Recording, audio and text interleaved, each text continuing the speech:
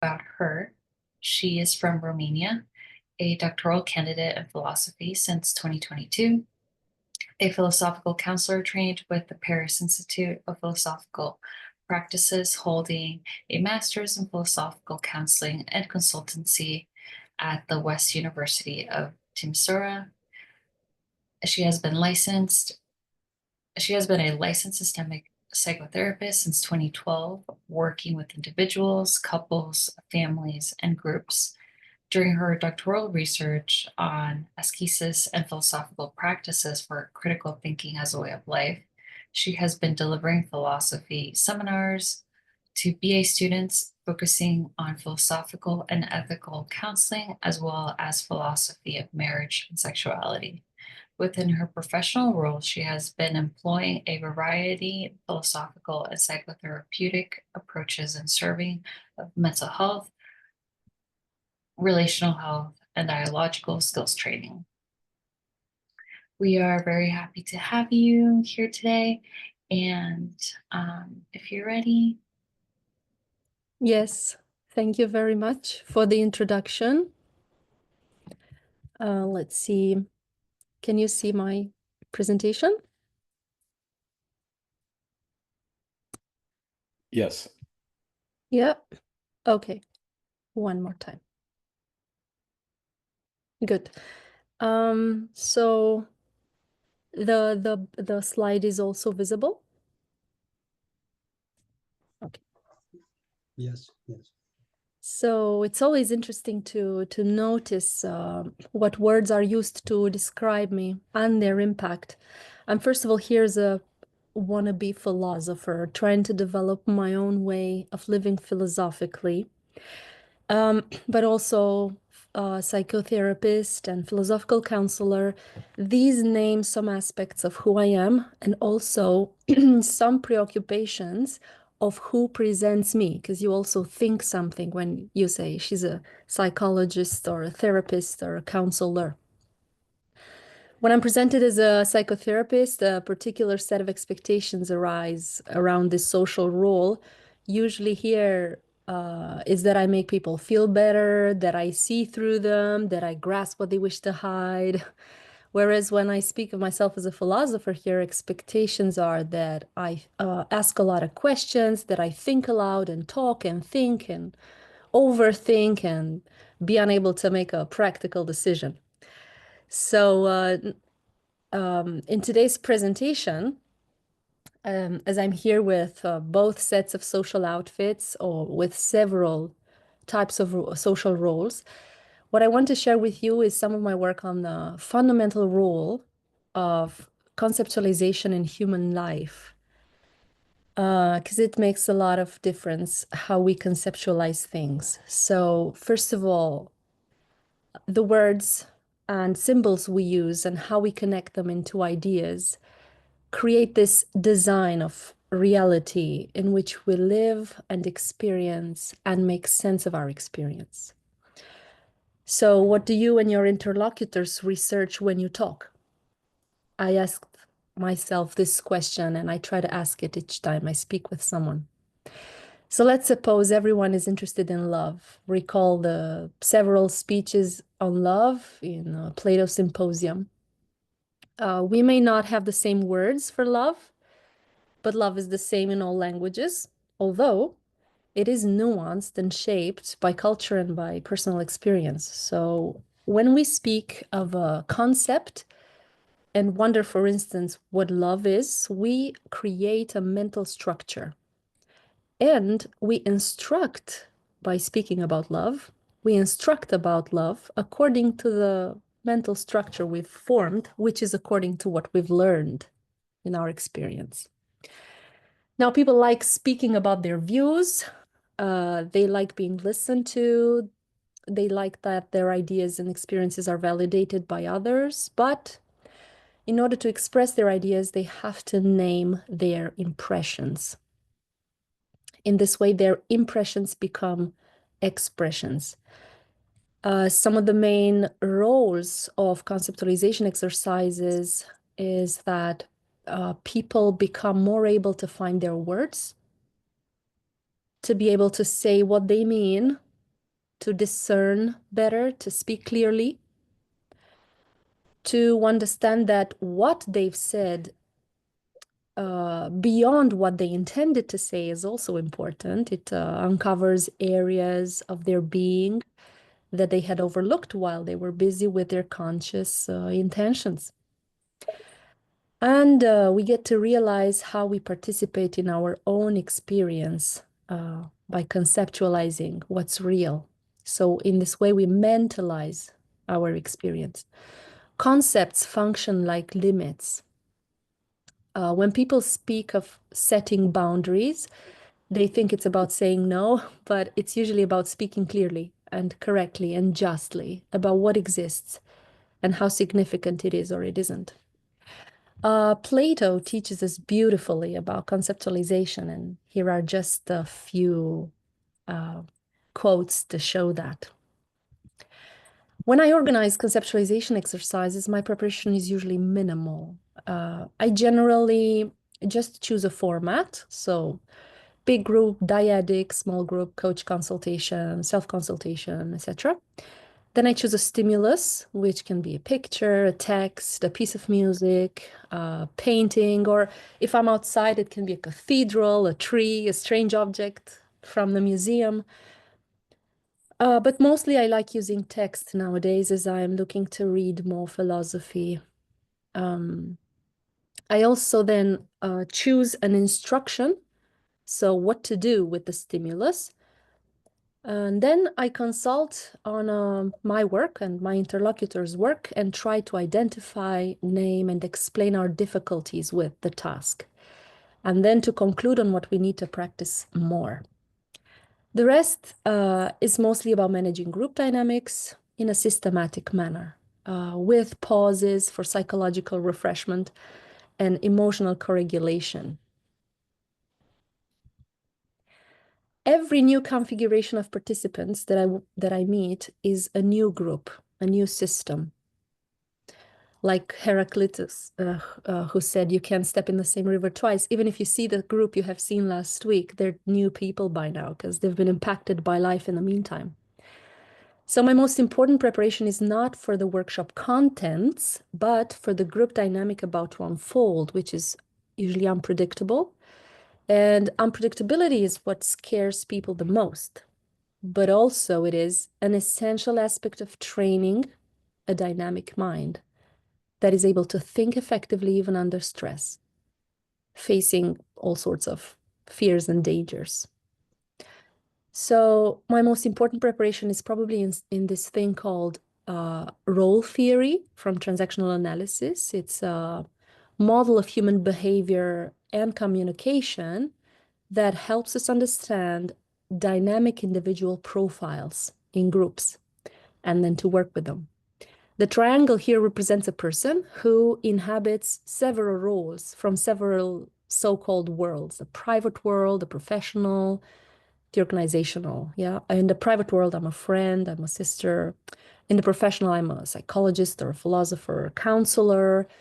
And in the organizational world, I can be your boss, your student, your something. And all of these roles influence how we relate to each other when we speak and philosophize. Each interlocutor has a common, but also a slightly different set of role expectations for each of these roles. So they behave and think and feel based on these expectations, which usually have not been examined because not everybody goes to psychotherapy or to counseling or, yeah. Generally, I want to know who has come to the meeting and what they are interested in. I present myself as a philosopher, which is a strange role they know very little about usually.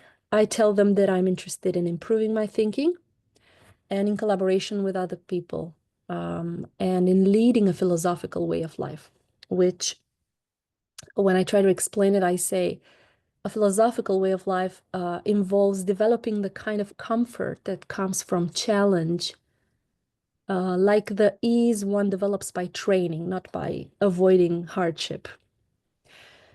So the way I present my role creates particular boundaries. It creates expectations about how we will function as a group. So they find out from the beginning that their attention and their participation will be required constantly, that they will make the effort, and that I will be the group's midwife, like Socrates, yeah. And that I don't recommend sleeping through this labor unless it's too hard to bear. Some common difficulties with conceptualization are mentioned here in white, and on the opposite side are benefits of conceptualization when it effectively addresses these difficulties. Yeah. I'll just pause a bit for quick, quiet read. Yeah. My mind is usually tempted by a lot of interests. For instance, I tend to spread my attention and my energy in a lot of projects and directions. Conceptualization helps me refocus. What am I doing here? What is this about? What to work with of all the paths we could be taking right now? These are some what question or conceptualization questions. They are crucial to the facilitator. We make decisions every step about where we're going. And here are some other problems: not to notice the essential, to misuse a concept and make myself ununderstood, to always speak well of oneself and poorly of others. This is very popular here. To be vague, etc. Pragmatically, conceptualization helps us find problems, name them. As soon as we've named them, we can envision ways to overcome them or to accept them and to find options. We learn about common sense, and so we overcome a psychological sentiment of isolation, like when you speak and nobody gets what you're saying. I ask myself often, if Socrates watched me work with a client or with this group, what would Socrates notice about my practice and my difficulties, and about the difficulties of those I am addressing? So since Socrates takes longer to respond, I'm nowadays asking ChatGPT sometimes. I send him a piece of work and I ask for criticism. But I do seem to prefer the criticism offered by other people. It's more challenging. As a daily routine, I read a bit and write a bit each day, and I also recommend it to others. When I read a paragraph from Plato, for instance, sometimes I think, not much has been said here. But I ask before moving on, what has the author said or done in this paragraph? It's for something, it's not for nothing. It's not just to fill more space. So I push my attention to look closely and to understand what is not immediately attractive to my attention. I read it literally, but I also read it metaphorically each time, and I write down a concept that synthesizes the paragraph. This here is an excerpt I would be normally inclined to skip. I would just say, it's just a description of the setting of the Socratic dialogue. But if I don't go fast over it, it does contain some treasures, like a promise of learning if there is interest, a requirement of effort, in this craning of the neck, a risk of mishearing, because there was lots of people speaking lots of things. So the closer you read, the more each paragraph prepares you and your attitude for grasping the valuable lessons of the subsequent dialogues. Other times I read a passage and I think, I see what Socrates is doing here. He's appealing to common sense. He's saying things that are hard to deny. That's the name of what he's doing. Yeah, in opposition with, what did the sophist do a few pages back when he mocked his interlocutor? So I generate set of opposite concepts, like here Socrates soothes, the sophist mocks. Socrates is easy to perceive as an ally, while the sophist is easy to perceive as an enemy. People are fearful with the sophist, but they feel more comfortable with Socrates, sometimes the other way around. So this is how I get to learn subtle differences between the Socratic approach and sophistry. The skill and its adequate use are two different things. And this is very useful insight for the counselor and for whoever works with groups in general. Here's an example of interpretive exercise where conceptualization helps form and test hypotheses about what is not explicit in the text, but can be learned with the help of the text. To genuinely learn something new with a text, I need to raise comprehension questions and to come up with at least 3 or several different answers to each of them. To show these answers are really different, I synthesize each of them in one concept. And then I check with the text, do they fit with the text or are they leaving out something important? And with the explanation, are they discrepant with the explanation I gave? So we will not go through it now, but you can check it out later if I give you the PowerPoint. When I write, I place a concept in the beginning of each paragraph to state my intention. Then that intention guides the paragraph. I will then check after I've written if it links to the previous one coherently. I highlight some keywords. Every time I do things like that, this reduces my spreading tendency, and I keep a coherent conceptual map of my text in my mind. According to Plato, the substance of speech is in its intention. But very often people speak without a clear intention or without being aware that they have ulterior intentions hidden from the others, maybe even from themselves. So to name my intention involves deliberate self-screening. It is not easy to do. Sometimes when I wonder, why am I doing that? My mind just goes blanks. I don't know. And even if I do know and come up with an intention, I still benefit if I get consulted for my work and another person asks me why I did that. And then when I explain, they might have some follow-up questions that show, I think that was my intention, but I had a hidden one as well. So it's really interesting to work in that way. I use conceptualization a lot in my private practice, mostly where I consult individuals in groups and couples. All day long, I listen to people expressing themselves on the topics and problems of their interest, and I have to hypothesize what is at stake in their presentation, what is essential and what is secondary, and I don't always get it right. I often go for the secondary and think that was the essential, but something else was.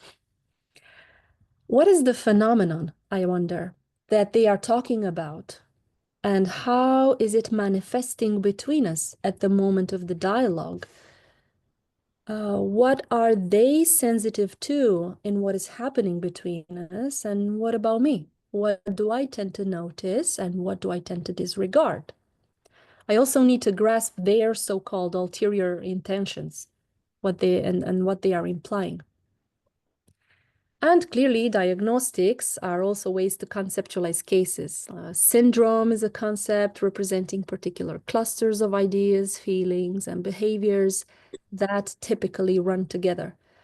But I don't do much of that as I take a rather systemic approach. I don't pathologize people, but if I need a diagnostic, I just send someone to do a formal assessment with a clinical psychologist. These are some of the people I worked with last year in group contexts using conceptualization exercises. Some demographics, yeah. Anca, I just wanted to let you know you have about 5 minutes left in your presentation before we have to move to Q&A. Okay, so I'll have a few next slides that I want to show you with some samples of exercises I employed in working with the aforementioned groups, but also by myself, like a kind of mental gymnastics. But I won't dwell on them, so we can go back to them in the Q&A, yeah? With the new participants, I like inventing fun self-introduction, such as here where I spoke with them about what's their ideal school, usual school, uncommon school, and have them compare concepts Yeah, after they spoke, I asked them to compare concepts, and it turned out that the ideal school was worse than the usual one, which is a nice result. I also enjoy having participants speak and listen to each other in the ads and take notes, and then have them reflect about their differences in perspective. What did she say and what did you grasp? Different understandings of the same story can be ground for conflict, but also opportunity to learn. These here are from individual and couple sessions, ways of inviting self-reflection, very useful for opening horizons. Then I'm going to write a bit about a few from philosophical practice groups where we read excerpts from fundamental texts and improve our capacity for reflective practice by getting inspired with quotes, with what authors write, and of course with each other's conceptual work on these texts. And these here are starters for morning or evening routines. They're for stimulating self-reflection after a lecture or a workshop or the meeting we've just had. Okay, so some of the difficulties I've encountered in working with conceptualization in Romania include the difficulty to maintain attention and interest from the whole group, particularly if they are pupils or students new to the practice. Many demand so much attention, like step-by-step guidance. Otherwise, they do nothing, or they do the minimal, or they forget where we're at as a group. They spoke and they take a break. The frustration then that I provoke among participants when they propose concepts in a reading comprehension, for example, and one after another, they are shown not to work and we have to discard them and find another concept. The participants want to find the correct answer and they ask, which is it already? They want a dopamine rush. Sometimes one leaves confused because things are not how they thought. They learn something new that kind of shakes their worldview, and they give me an upset look because I thought school was for getting something clear, not for becoming more confused and full of questions. Well, I say, welcome to a new school. However, the teacher evaluation forms and their direct feedback show that they basically appreciate the thinking experience ultimately. For the participants, it is usually difficult to listen to each other and to be a team in disputes. It is hard for them to be patient. It's hard that they compete. They copy each other. They hesitate to say anything for fear of looking stupid or fear of upsetting others and becoming unpopular. Finally, overcoming these difficulties is a matter of continuous practice and a good alliance as fellow humans. Someone said, now when someone calls me stupid, they might have an interesting point. So it may turn out, or it may turn out that they've just made a rushed conclusion. So either way, people's opinions for me have become interesting to explore rather than something scary to be avoided. I really loved that feedback. Participants in these exercises have sometimes reported an increasing courage to speak their minds, an acceptance to notice the surprising implications of what they've said. They become more patient, more relaxed, more skillful, and more passionate for Socratic, slow-paced walk in a good company of others. So thank you very much for listening. And I now gladly receive your further questions and comments. Thank you. Thank you, Anca, for that beautiful presentation. Now we will open it to questions. If you can just unmute your mic if you have a question for Anca.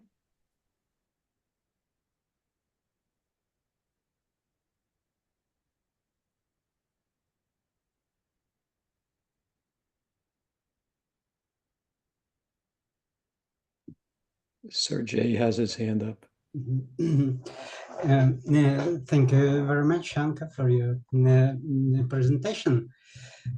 Perhaps you talked about this, but I did not understand, excuse me. As a known, the goal of Socratic dialogue is the search of truth, yes? But the problem is, what is the truth? or it is truth that exists in itself, or it is a truth of this and that person. Yes. Yeah. This is a difference between the Socratic and sophistic dialogue, or the truth of measure of human existence, or is a human existence of the measure of the truth. And in this sense, to what extent the dialogue you are talking about Socratic dialogue, that's perhaps this sophistic dialogue. What is the difference? But perhaps I'm wrong. What do you think about this? Yeah, I agree with the distinction you've made. And I aim for a study, a collaborative study of text to find something that speaks to common sense and that is consistent with what has been said in the rest of it, in the rest of the text. So we always check our thoughts about what is this. We check it back with the text and we check it back with each other. The tendency usually it is that people start getting into competition and to aim victory. Who understood this text better or smarter? Or, but in fact, it's just a way of winning, of trying to win something. And it's in this sense, I think it's sophistic. So the conceptualization exercise, we function like some garden workers. We're here to do the digging, and after we do it, the plant just grows. But if we don't do the work, we don't do the digging, then we just fight with each other and nobody wins. Because what everybody wins after a sophistic interaction is they feel frustrated because they lost, or really proud about themselves because they got the truth, but everybody's wrong. Yeah, so I think the response to your question is we're trying to do the Socratic, to reach the capacity to do Socratic dialogue while we cannot yet, or cannot do it so well yet. We're too under the Yes. influence of our own psyche. Yes, absolutely. Thank you. Thank you. Thank you for this beautiful question. Yeah.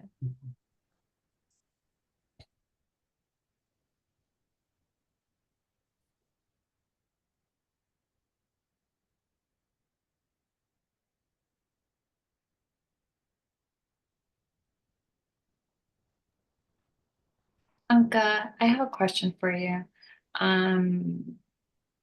When you do these groups, are you the main facilitator or do you have a co-facilitator?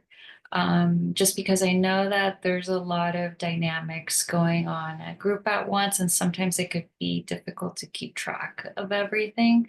So sometimes it's good to work in partners to make sure someone's engaging with the person who's talking, but also have someone else, also be observing everyone else's reaction to engage them as well. And sometimes the co-facilitators have different strengths, so it can play really well. So I'm wondering if you do this just individually or with someone else as well. I sometimes work with a co-facilitator, but not frequently. It's really hard to organize in this way. But although I facilitate by myself, I propose the group that they are all co-facilitators because of the kind of participation they're invited to take. So I say something like, you need to pay attention because this wave of something can take both me and the person I'm talking to, and you suddenly notice I'm leaving everyone out. Don't let me do it, yeah? I will stop and I will say, what have you noticed if there's been an interaction between me and someone else? So the observers, they have to have noticed something in order to be able to provide feedback. This kind of problem I used to have more in the past, that I ended up speaking with one person and the others observed, but I worked on it. And now when somebody has a tendency to address me, I send the question back to the group and have someone do what has been given to me as a task. Anca, what, where? I say, that's a good question. Who would like to answer it? And then someone in the group would like to answer it. And then I ask others in the group, to raise their hands if they agree, they think in the same way, or then raise their hand if they have a problem with what's been said, and then ask the person to choose someone who has a problem with what they said and to receive the feedback. And so I really much more prefer to have the facilitator role and to work on the dynamic of the group rather than get involved in finding the truth or in the contents of the conversation. And that's why sometimes when I work individually, so not with a group, but by myself or myself and someone else, then it's a really good opportunity to work with the content a bit more. Because when I work with groups, there's basically very little of my attention in the content and very much to how they are forming a community of reflection. Anca, I'm wondering if you could put your finger on the essential difference between teaching a philosophy class, for instance, and doing a group, a Socratic group of the sort that you do. Teaching a philosophy class can be done in these two ways. If it's a lecture, then someone speaks and the others take notes. But if it's a group work, then the facilitator role, as I see it, is bringing some philosophical text, doing some reading together, and then doing some collaborative work on that text. And then once the thirst for it has been stimulated, I assume some of them or all of them are going to keep reading further when the class stops. Are you okay with this answer, or you want something else?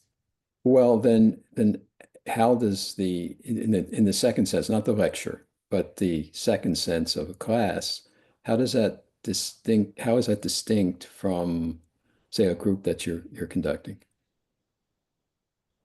That's the kind of group that I'm conducting. So that there's no difference really between those two. So well, ultimately, what is the goal, of doing a group? Is there any, besides, okay, I understand, I have a clear idea of this concept. Is there any kind of healing process, that's over and above, what happens in a classroom? Yeah. I see where you're going now with this question. So each type of group that meets can have a specific and different purpose from another group. In this sense, the groups from my university, students, are different from the reflective practice groups, which I do with the psychotherapists, and are different from the groups that I do with people who are coming for philosophical counseling. At school is more educational approach in the university. So the main goal is that they learn some philosophy and develop some pleasure for reading philosophy. Okay. In the reflective practice group, which I do with a particular kind of profession, in this case, I've been working with psychotherapists. The goal of the group is we get together in order to reflect about our practice and the difficulties we encounter with our practice and improve our practice. So we can be helped by philosophical texts or by the way in which we, between us, conceptualize the problems that the participants bring from practice. And finally, the group that meets for philosophical consultations is also called by me a reflective practice group, but it doesn't refer to a specific profession. There are people of several professions participating.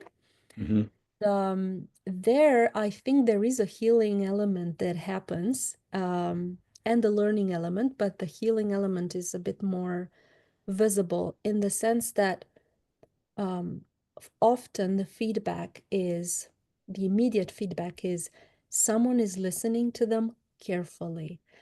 When someone is using a notion to say, oh, Elliot, I think you did this or that, they bring some argument which can be thought about by everyone and improved or corrected. So people have a sense of being safe with each other and learning something that outside of such group, it would be more risky because people can think negative things about you, so you don't want to hear. But here, the idea is that we are able to exchange significant feedback about our attitudes and what we're doing with our brains in a safe environment. Yeah, yeah. I mean, that's a powerful capacity of groups, to get validated, to get feedback, and to feel safe, in that process. And so those elements are inherent, in what you're doing. And so indeed, that is a healing dimension in it. And that's where I was heading. Yeah, yeah. So my Monday group, reflective group, had this word written on a piece of paper and placed in front of the group, which was devaluing. It was like the key word of the whole consultation. Although everybody spoke about something different, in essence, we remarked that everyone was, it being a group in its beginnings, which is going to continue, everyone expressed some preoccupation with how they were going to be perceived by the others. And the main fears that came out were the others might not value or might actually devalue me and make me into some enemy. And then I better not say anything or I'm not safe. So when we placed the word devaluement in front of all of us and we all looked at it, it became an important philosophical conversation and an important psychological experience at the same time. They Yeah. could make agreements, they could test their agreements. Or can we promise not to devalue each other? It's doable, but not believable. So how is this going to work? Yeah. Yeah. And I think it's interesting that, as a psychotherapist and also a philosophical counselor, you can see these dimensions really clearly going on. And so how do you feel, making this shift, from a psychotherapist to a philosopher and doing this? Do you see any connection there? Yeah, I feel very good about it. I think when I became a psychotherapist, actually, it is a mischoice of career. I should have been a counselor, a philosophical counselor, but I didn't know about it in the past. Because to distinguish it from the psychotherapeutic approach, I think the main value that philosophical counseling brings and philosophical work in general is that we don't pathologize people. We don't call them names that have this heaviness of Okay. the pathology. Everything is considered biodiversity. So if I'm crazy, I'm just a type of crazy that is interesting that nature produced through me, and we're going to respect that.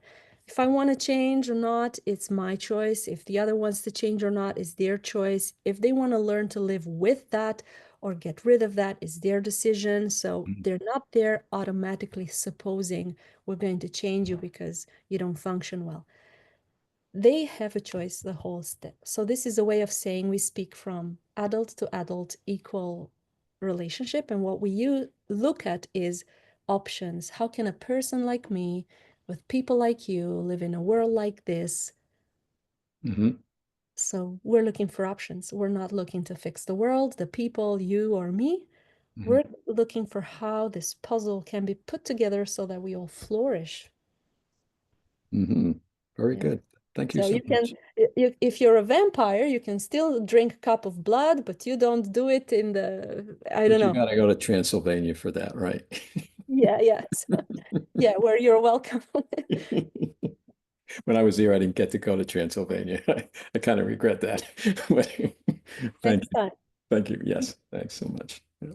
And Anca, then, you bring such a good point that I think something that's really important in group and for the members to um, acknowledge is that um, they're not there to solve everyone else's problems, or they're not there to have others solve their problems, but really to be more self-aware and see what we mirror in each other as well.